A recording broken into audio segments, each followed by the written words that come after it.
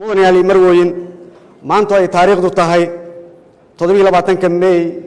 2021 waa maalin weyn xaqiiqdii oo taariikh ah baal dahab ahna ka gali doonta geedi socodka dawladnimada Soomaaliyeed kadib dhowr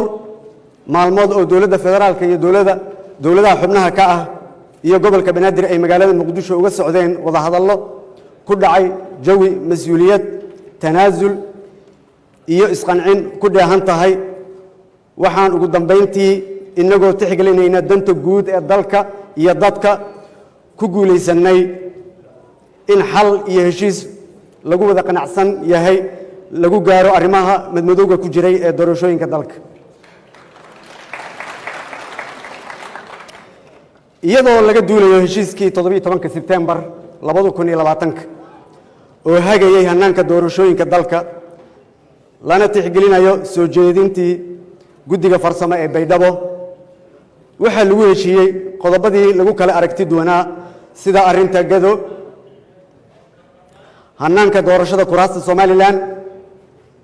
turxaan bixinta qaab dhismeedka guddiyada doorashooyinka heer federaal iyo heer dawlad goboleed iyo sidoo kale amniga doorashooyinka dalka waxa kale oo guul ah in ay soo noqotay is-aaminaadii iyo wada shaqayntii dawladda federaalka iyo dawladaha xubnaha ka ah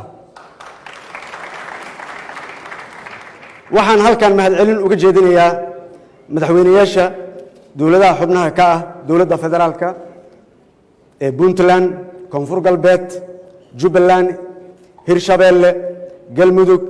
iyo gudoomiyaha gobolka Banaadir kuwaas oo xaqiiqdii muujiyay tanaasul dulqaad iyo xilkisnimo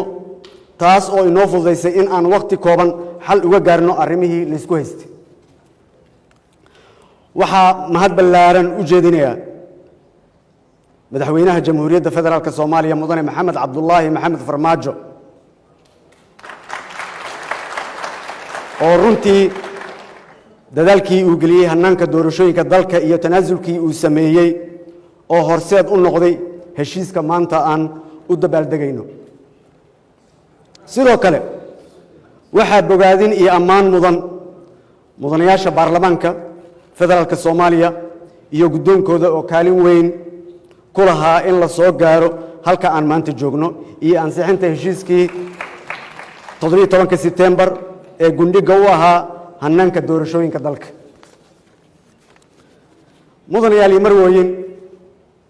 sidii aan horay idinkaga ballan qaadnay waxa aniga iyo xukuumadeyda naga go'an dhaqangelinta heshiiskan iyo in aan doorashada dalka galayo ku hogaamino si cadaalad ah daafurnaan xor iyo xalaal ah oo aan cidna lagu xadgudbin insha Allah hadduu ilaahay subxaanahu wa tacaala uu raali ka noqdo iyadoo aan ka ambaqaadayno heshiiskii 17 September waxaa mas'uuliyaddii naga saaran tahay aniga iyo mas'uuliyiinta kale ee dhammaantood in aan xaqiijinno in haweenka helaan qoondadii ay ku lahaayeen golayaasha sharci dejinta arrintaas aad ay muhiim ugu tahay waxaan maamul goboleedyada u sheegayaa in kuraastooda loo asteeyo shacabka Soomaaliyeed ee sharafta badan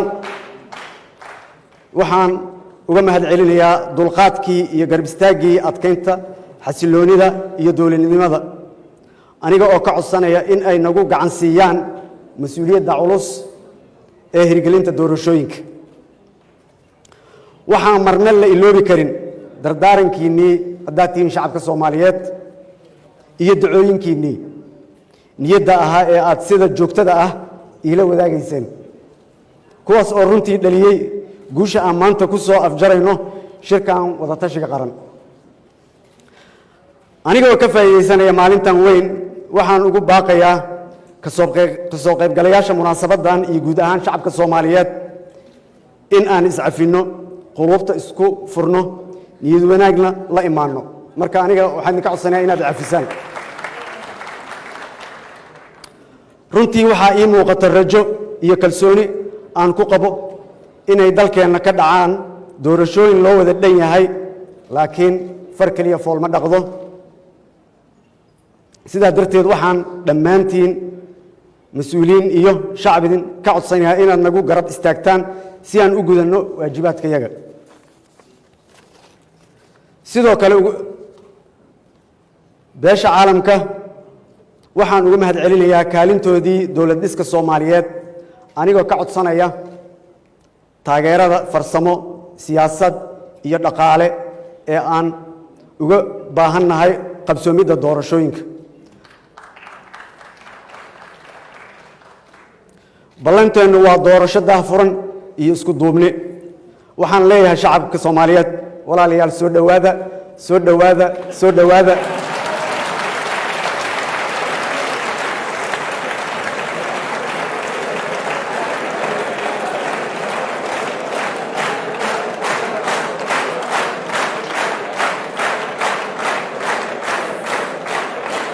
waxaan kaloo leeyahay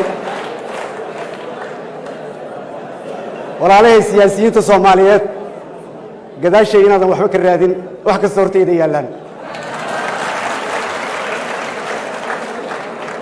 midna ogaada soo dhawaada markaan idin leeyahay maahan madaxtooyadu soo dhawaada wabillahi tawfiiq.